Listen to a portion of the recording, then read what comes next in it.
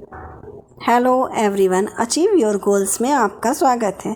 आज के इस वीडियो में मैं आपके लिए लाई हूँ सीटेट में ईवीएस से प्रश्न।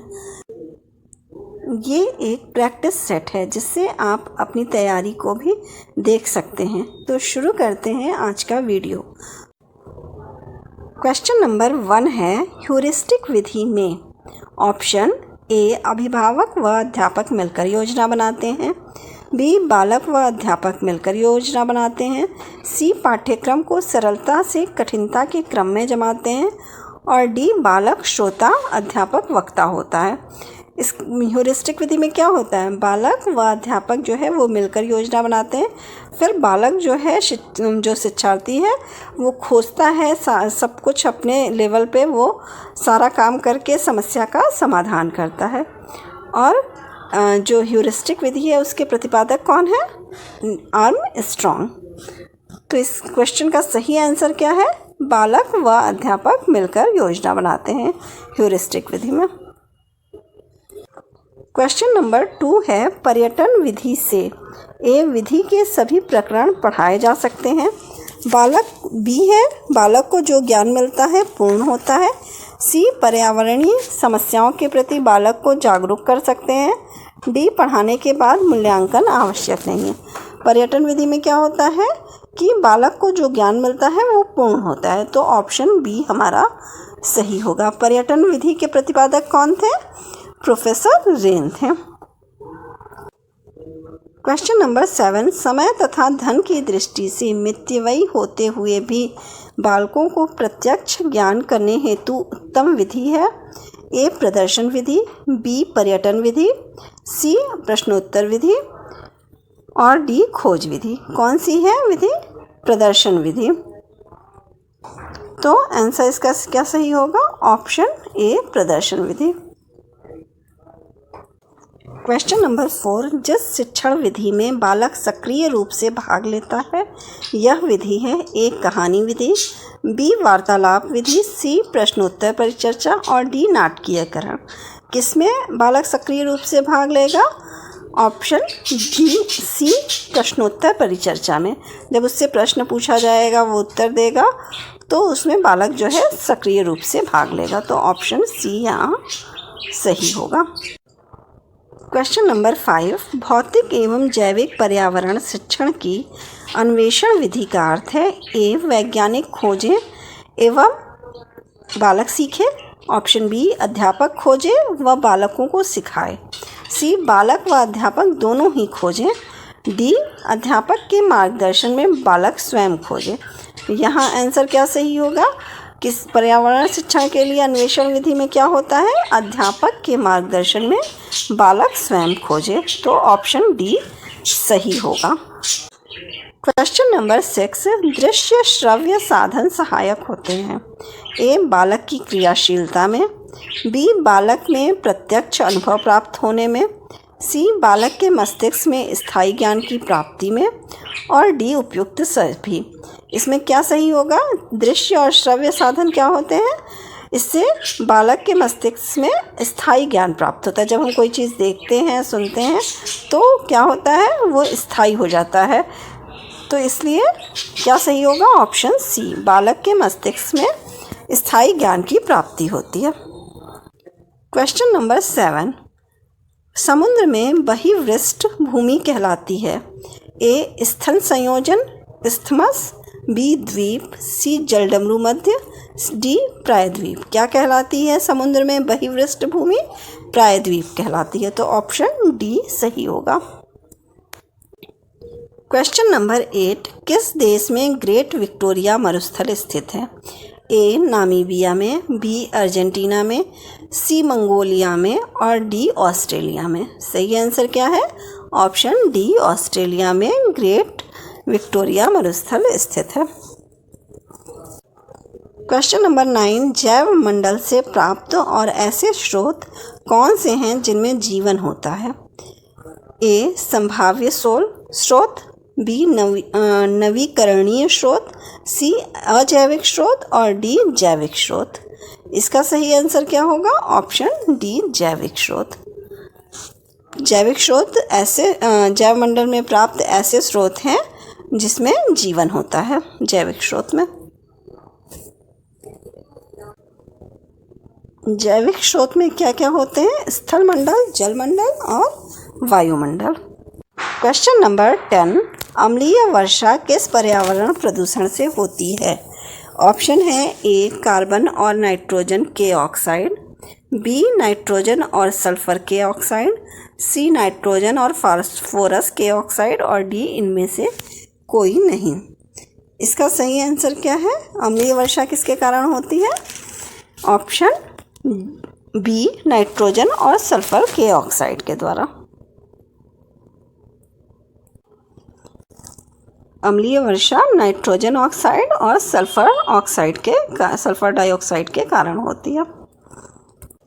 क्वेश्चन नंबर 11, सबसे गर्म ग्रह का नाम बताइए। ऑप्शन ए बुध ग्रह, ऑप्शन बी शुक्र ग्रह, सी नेपच्यून और डी मंगल। कौन सा ग्रह सबसे गर्म है? शुक्र ग्रह। तो ऑप्शन बी यहाँ सही होगा। क्वेश्चन नंबर 12, कौन सा देश चावल का सबसे बड़ा उत्पादक है? ए ब्राज़ील, बी चीन, सी यूनाइटेड स्टेट्स और डी भारत। कौन सा देश सबसे ज़्यादा उत्पादक है चावल का? ऑप्शन बी चीन। चीन में चावल का उत्पादन सबसे ज़्यादा होता है। द्वितीय स्थान पे कौन है? भारत है और तीसरे नंबर पे इंडोनेशिया है। क्वेश्चन नंबर 13, विश्व के खनिज तेल का सबसे बड़ा भंडार है? ऑप्शन ए कनाडा में, बी ईरान में, सी सऊदी अरब में और डी वेनेजुएला में। कहाँ पर है? ऑप्शन डी वेनेजुएला में सबसे ज़्यादा तेल का भंडार है, संचित तेल का भंडार है। तो ऑप्शन डी यहाँ सही होगा। दूसरे नंबर पे सऊदी अरब है, तीसरे नंबर पे कनाडा है और चौथे नंबर पे ईरान है, फिर उसके बाद इराक है। क्वेश्चन नंबर 14, वायु के प्रदूषण के लिए उत्तरदायी सर्वाधिक सामान्य कारण है? A carbon dioxide, B carbon monoxide, C sulphur dioxide और डी धुआं। सबसे अधिक वायु प्रदूषण के लिए उत्तरदायी कौन है? Carbon monoxide. तो ऑप्शन बी यहाँ सही होगा। क्वेश्चन नंबर 15, विश्व मृदा दिवस किस दिन मनाया जाता है? ऑप्शन ए 12 दिसंबर, बी 5 दिसंबर, सी 16 अक्टूबर और डी 4 अक्टूबर। कब मनाया जाता है? ऑप्शन बी 5 दिसंबर को विश्व मृदा दिवस मनाते हैं। क्वेश्चन नंबर 16, राज्य अपहरण की नीति को किसने प्रारंभ किया? A Lord Hardinge, B Robert Clive, C William Bentinck और डी लॉर्ड डलहौजी। किसने शुरू किया था सबसे राज्य अपहरण की नीति को? लॉर्ड डलहौजी ने। तो ऑप्शन डी हमारा सही होगा।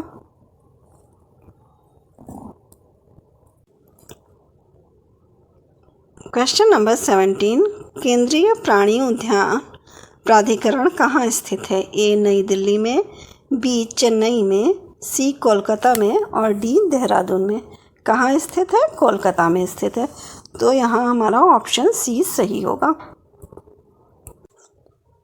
क्वेश्चन नंबर 18, फ्लैश बल्बों का तार किसका बना होता है? ऑप्शन ए एमजी का, बी बीए का और सी सीयू का और डी एजी का।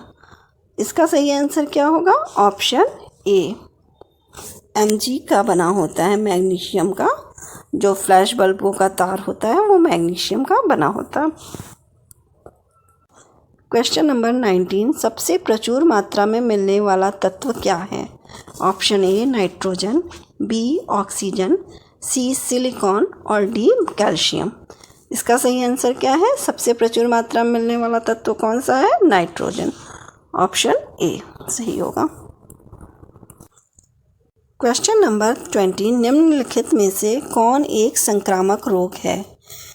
पहला मलेरिया, दूसरा क्षय रोग और तीसरा चेचक। इसमें से बताना है कि कौन संक्रामक रोग है। ए केवल 2, बी 1 और 3 दोनों, सी 2 और 3 दोनों और डी है केवल 3। तो संक्रामक रोग कौन सा होता है? क्षय रोग और चेचक होता है। तो 2 और 3 जिसमें है ऑप्शन सी। सही होगा। क्वेश्चन नंबर 21, जब एक चींटी काटती है तो किस अम्ल का रिसाव होता है? ऑप्शन ए हाइड्रोक्लोरिक अम्ल, बी फार्मिक अम्ल, सी एसिटिक अम्ल और डी फास्फोरिक अम्ल। इसका सही आंसर क्या होगा? ऑप्शन बी फार्मिक अम्ल। ऑप्शन बी फार्मिक अम्ल। क्वेश्चन नंबर 22, सामान्यतः उत्तल दर्पण का प्रयोग होता है। ए सौर चूल्हे में, बी नेत्र अंतर्दर्शी में, सी अग्रदीप का प्रतिक्षेपक में और डी पश्चदर्शी दर्पण में। उत्तल दर्पण का प्रयोग कहाँ होता है? पश्चदर्शी दर्पण में, पीछे देखने वाले दर्पण में, कार में जो लगा होता है उसमें प्रयोग होता है उत्तल दर्पण। तो पश्चदर्शी दर्पण में प्रयोग होता है। क्वेश्चन नंबर 23, निम्नलिखित में से कौन सी बीमारी असंक्रामक प्रवृत्ति की है? ए हैजा, बी चेचक, सी क्षय रोग और डी कर्क रोग। इसमें से असंक्रामक क्या है? कर्क रोग। Option D. कर्क रोग किसे कहते हैं? कैंसर को। क्वेश्चन नंबर 24, मानव शरीर की दूसरी सबसे बड़ी ग्रंथि कौन सी है? ए यकृत, बी बड़ी आंत, सी छाती और डी अग्नाशय। दूसरी सबसे बड़ी ग्रंथि कौन सी है? अग्नाशय। Option D. यकृत मानव शरीर की सबसे बड़ी ग्रंथि होती है। क्वेश्चन नंबर 25, भूमध्य रेखा पर दो देशांतरों के बीच की दूरी लगभग किमी में है? ए 101, बी 111, सी 121 और डी 91। दो देशांतरों के बीच की दूरी कितनी होती है? 111 किलोमीटर। तो ऑप्शन बी सही होगा। क्वेश्चन नंबर 26, मृदा द्वारा जल के अवशोषण से संबंधित सिद्धांत क्या है? ए चूषण क्रिया, बी केशिका क्रिया, सी संघनन और डी अवशोषण का सिद्धांत। इसका सही आंसर है ऑप्शन बी केशिका क्रिया। क्वेश्चन नंबर 27, कालागढ़ बांध किस नदी पर बना है? ऑप्शन ए यमुना पर, बी शारदा पर, सी गंगा पर और डी रामगंगा पर। इसका सही आंसर क्या है? ऑप्शन डी रामगंगा पर कालागढ़ बांध बना है। Question number 28, Dulhasti power station किस नदी पर अवस्थित है? ए व्यास पर, बी चिनाव पर, सी रावी पर और डी सतलुज पर। किस पर है दुलहस्ती पावर स्टेशन? चिनाव नदी पर। तो ऑप्शन बी सही होगा। क्वेश्चन नंबर 29, समुद्र में ज्वार भाटा किसके कारण होता है? ए सूर्य के प्रभाव के कारण, बी चंद्रमा के प्रभाव के कारण, सी सूर्य और चंद्रमा का संयुक्त प्रभाव, डी पृथ्वी और सूर्य का गुरुत्वाकर्षण बल। इसका सही आंसर क्या होगा? ऑप्शन सी सूर्य और चंद्रमा के संयुक्त प्रभाव से समुद्र में ज्वार और भाटा आता है। क्वेश्चन नंबर 30, यू आकार की घाटियों का निर्माण होता है। ए चक्रवातों से, बी रेतों से, सी हिमानियों से और डी मानसून से। किससे होता है यू आकार की घाटियों का निर्माण? हिमानियों से। तो ऑप्शन सी हमारा सही होगा। अगर आपको मेरी ये वीडियो पसंद आई हो तो प्लीज़ लाइक और सब्सक्राइब करें। Thank you.